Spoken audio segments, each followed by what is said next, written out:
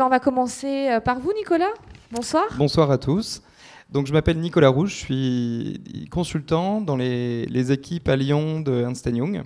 Et donc, je suis spécialisé, ça fait maintenant presque 9 ans que j'accompagne les entreprises dans les programmes de transformation et via l'approche par les processus et la conduite du changement. Donc, c'est bien, on est dans le thème. Donc, vaste sujet qui est la conduite du changement. Je ne me vois pas parler de tous les sujets que ça peut entraîner. Ce soir, je voulais simplement partager avec vous un point de vue avec un peu de méthodologie, des retours, puis après, lors de nos échanges, des retours projets, des échanges sur qu'est-ce qui freine, qu'est-ce qui fonctionne bien, qu'est-ce qu'on a essayé, qui n'a pas marché et pourquoi. Et je pense que c'est un peu le but de ce soir. Donc il ne faut pas voir ça comme c'est comme ça qu'il faut faire. C'est pas en tout cas mon approche, mais en tout cas c'est pour partager ensemble notre point de vue. Donc, pourquoi et comment gérer de l'émotionnel dans une mise en œuvre rationnelle ?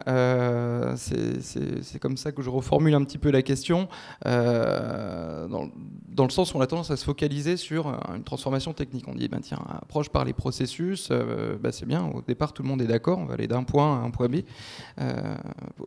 J'ai jamais entendu un client qui m'a dit, non, on veut surtout pas s'améliorer techniquement ou faire mieux. Généralement, tout le monde dit OK. Le problème, c'est la peur, c'est comment on y va et comment on lutte contre la peur de l'inconnu. Et c'est en ça que moi, je vois la conduite du changement. Et les managers qu'on est, c'est un peu l'humain, le sujet qu'on maîtrise le moins bien au départ, qu'on nous apprend le moins à l'école. On a beaucoup de techniques, mais sur la gestion de l'humain, on l'apprend tous un peu sur le tas. Et il y a des choses à ne pas faire, des choses à faire a priori. Donc, en synthèse, voilà, ce dont on a peur, c'est pas tant l'état futur. Tiens, si demain j'avais une baguette magique et je pouvais dire, tiens, ça y est, on a fait le projet, il est fini, j'ai pas de souci avec ça. C'est vraiment le chemin par lequel on va passer pour y arriver. On parlait dans la table ronde précédente justement de cette peur du jugement, et si j'échoue, et mes chefs, et l'organisation, et tout est résumé là-dedans. Donc effectivement, c'était une très bonne transition avec la conduite du changement. C'est une phrase un peu top-down. Il y a 4 prérequis pour réussir le changement. Mais j'aurais peut-être dû arrondir un peu les angles. Mais c'est intéressant. Moi, j'aime bien partager avec les clients cette vision d'entrée de jeu pour dire est-ce qu'on y va ou est-ce qu'on n'y va pas ? Est-ce que vous avez la pression pour changer ou est-ce qu'on s'en moque un peu ? On n'a pas vraiment d'agenda. Est-ce qu'il y a des objectifs derrière ? Est-ce qu'on a la capacité ? Est-ce que vous avez mis des ressources derrière ? Est-ce qu'il y a des gens qui vont être dédiés à cette conduite du changement, à cette transformation ? Est-ce que vous avez une vision claire et partagée ? Quel est le lien avec votre stratégie, vos objectifs ? Et est-ce que vous avez défini des étapes ? Est-ce que vous avez un planning qui dit qui fait quoi, au moins pour mettre le projet sur des rails ? Et généralement, s'il nous en manque un, on sait qu'on va passer un sale moment. Enfin, en tout cas, en tant que consultant, il peut manquer les 4 aussi. Dans ces cas-là, il vaut mieux pas y aller du tout. Mais pour moi, c'est un peu comme ça que j'oriente mes questions quand on commence avec les clients à discuter sur leur sujet. Voilà, on va mettre en place des processus, on va changer. Et comment on va faire ? C'est un slide qui peut faire un peu bateau en disant voilà, il y a 3 dimensions du changement. On est toujours conscient du côté rationnel en disant tiens, on va faire mieux, on va enlever les tâches à non-valeur ajoutée, on va mettre tout à plat là et on va aller plus vite, on va faire des choses en temps masqué, on va diminuer les lead time. Ça, généralement, il n'y a pas de problème sur le côté rationnel des choses. On fait rarement des transformations de processus irrationnels. Les aspects qu'on néglige, je trouve, à chaque fois, c'est l'aspect politique. Il y en a qui n'osent pas en parler. Et puis on découvre au milieu de projets ce qui se passe, des relations entre les personnes. Et c'est dans toutes les entreprises pareil. Moi, ce que j'entends à chaque fois, c'est « Non, mais nous, c'est différent. » Alors, village gaulois, il n'y a que des villages gaulois. En fait, nous, c'est différent, super. Mais c'est différent partout, heureusement. Et donc, il faut bien intégrer cette dimension politique. Et effectivement, le côté aussi émotionnel, côté humain, tradition, héritage. C'est pour ça que que les consultants ont du travail. C'est parce que nous, on n'a pas la tête dans le guidon, on n'a pas tout cet héritage sur le dos qui nous bloque. On a un peu les mains plus libres, mais maintenant, il faut l'intégrer. Et peu importe qu'on soit consultant ou chargé de projet ou faisant partie d'un projet côté client, il faut arriver à se décharger de ça, mettre du rationnel, mais prendre en compte les aspects émotionnels et politiques pour conduire ces projets de transformation. Je vais passer rapidement sur les approches, mais c'est juste pour dire il faut se méfier des grands gourous qui disent oui, telle approche c'est la mieux, et puis il faut faire du management du changement, de l'excellence opérationnelle, tout passe par le lean. Généralement, je me méfie un peu de ça, et c'est pas que du bon sens non plus, il faut avoir de la méthodologie, mais voilà, elles ont toutes leurs défauts, et puis on pourrait passer des heures à débattre là-dessus. Moi, c'est juste un point de vue, donc là, c'est un slide très consultant pour le coup. Comment je vois la conduite du changement par les processus. Déjà, c'est le lier très vite à la stratégie avant de décliner. Est-ce qu'on a des objectifs adaptés à chacun? Est-ce qu'ils sont cadencés dans le temps? Est-ce qu'on sait où on va pour soutenir le changement? C'est-à-dire que si on dit on va faire des changements de processus, pourquoi? Ça paraît tout bête, mais j'ai des clients qui se sont dit tiens, on va changer pour changer, parce que là, une nouvelle direction, il faut changer. Revoyez-moi tout ça, on veut gagner du temps, de l'argent. Faut que ce soit vraiment décliné de la stratégie.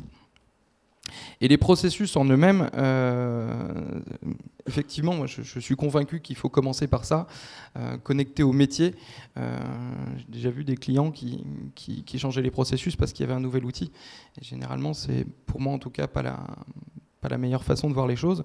Donc revoir les processus métiers, oui, mais surtout les mettre sous contrôle avec le système de pilotage, la gouvernance qui va bien au-dessus de ça, donc les routines de management, les KPI, les tableaux de bord.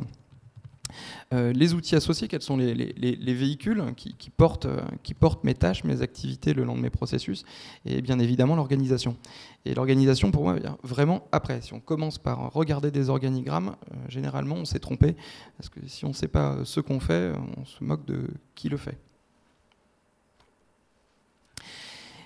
Et donc, ensuite, quand on a analysé ça, effectivement, il faut travailler sur le changement des comportements. Donc, on peut parler des piliers, du change, mais pour moi, c'est pas que de la formation et de la communication, c'est vraiment un état d'esprit de travailler avec les équipes. Il faut intégrer le plus de gens possible dans les ateliers quand on revoit les process. C'est très tactique au départ pour moi de se dire, tiens, qui je mets dans cet atelier, quelles sont les bonnes personnes, trouver le bon casting, qui vont être mes relais du changement futur, c'est ceux que je vais mettre dans les ateliers là dans 2 heures. Et pareil, est-ce que j'ai identifié les bons porteurs qui vont m'aider? Parce que quand on dit oui, il faut donner le pouvoir au middle management parce que c'est par là que va passer la transformation, ça se fait dès la définition. Faut pas travailler tout seul en chambre avec le top management et dire bon voilà les processus et maintenant le middle management, allez-y, allez prêcher la bonne parole. Il faut travailler avec eux dès le début. En tout cas, si on veut des résultats tangibles et pérennes et pas juste un château de cartes. Et donc, c'est reflété un peu là-dedans. Il faut des deux. Il faut que ça vienne d'en haut. Pour moi, en tout cas, je pense qu'un programme de transformation par les processus, si on veut qu'il y ait le change qui se fasse, il faut que ça vienne par le top management, par un CODIR, par un COMEX, parce que c'est eux qui ont la stratégie, c'est eux qui ont les objectifs, et à un moment donné, les gens ont besoin d'un chef de savoir où on va. Si on change pour changer et qu'on sent le top management déconnecté, généralement, ça marche pas trop. Mais après, qui le fait, c'est vraiment la vision du terrain. On échangeait tout à l'heure sur les vrais points douloureux. Ils remontent du terrain, c'est toujours ça. C'est-à-dire qu'en haut, on a une vision, mais ceux qui savent, ils viennent de la base. Donc c'est un équilibre qui est toujours très très compliqué à trouver, de ne pas être trop... voilà, c'est comme ça qu'il faut faire, c'est pas autrement. Et prendre en compte aussi la base, mais sans non plus... donner l'impression qu'on se pose des milliards de questions et qu'en fonction de ce qu'on va dire, ça peut changer complètement le braquet. Donc il faut quand même un sponsoring fort et engagé, et un changement accepté, il vient forcément de l'intérieur. Donc, en résumé, quand on fait du management du changement, c'est forcément qu'on apporte des changements techniques. Nos processus métiers, voilà, on fonctionnait d'une façon, on va fonctionner d'une autre. On ne change pas juste pour changer. Et forcément, ça fait peur aux gens. Et pour ça, il faut s'appuyer sur eux, communiquer, leur dire ce qu'on va faire et pourquoi. Et pas hésiter à redescendre et pas dire juste, on en parlait tout à l'heure, ça c'est secret, et puis on verra après qu'on va parler peut-être d'un plan social ou ce genre de choses. Il y a des manières de faire aussi en engageant le maximum de gens qui permettent d'avoir l'adhésion. Et qualifier les agents du changement tôt dans ce type de projet, c'est pour moi la clé de la réussite, avoir le bon casting. Donc juste en message clé, j'aime bien cette phrase de Darwin qui dit voilà, c'est pas les espèces les plus fortes ni les plus intelligentes qui survivent, mais celles qui s'adaptent le mieux au changement. Alors je ne sais pas trop de quoi l'avenir sera fait. On parle de changements très importants, on en parlait juste avant, dans les processus qui se corrigent eux-mêmes, dans la robotique, dans l'Internet des objets, toute cette révolution industrielle qui arrive sur nous, et on va entendre parler de plus en plus de conduite du changement et de comment gérer ça au niveau des entreprises.